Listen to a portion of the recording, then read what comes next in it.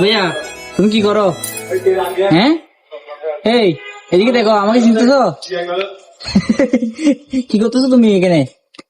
এই দেখো, এই ভাইয়া, হ্যালো, এই দেখো তোমার জন্য কি আনছি, দেখো কি আনছি, দেখছো দেখছো কি আনছি?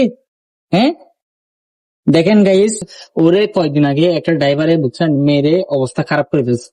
মানে ওর বর্তমানে ঠ্যাং একটা ভাঙা, ও হাঁটতে পারছে না ঠিক মতে।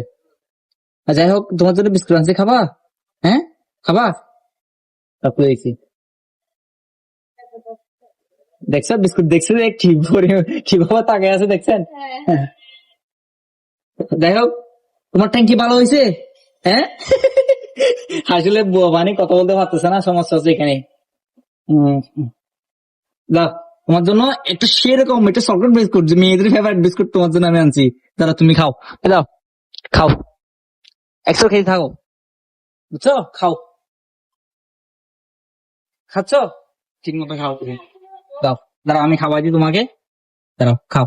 দাঁড়াও দাঁড়াও দাঁড়াও দাঁড়াও দাঁড়াও, সুন্দরী খাও, খাও, খাও সুন্দর। আহারে, কোন, আসলে মানুষের মতো নেই আজকাল। এই ঠ্যাংটা পুরো ভেঙে ফেলছে, গাড়ি দিয়ে মেরে দিছে আর কি। ওই যে আপনার গাড়ি চলার সময় দেখে শুনে চলাই নাই, তার কারণে এই অবস্থা। আমার কিন্তু ওকে দেখে অনেক দিন মায়া লাগছে। তো আমার বাসার প্রতি আমি যাই, মানে আসতে দেখতে তারা দেখি, এ দেখে আমাকে কি সবসময় কি আমার পিছনে দূরাতে থাকে, যে আমি কিছু দিন আমি তো অনেকবার দিয়েছি পাই। খুব মায়া লাগে ওর জন্য।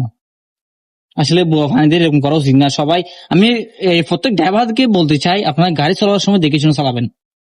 খাও বাবা, হ্যাঁ? আস্তে আস্তে খাও, হ্যাঁ? খাও।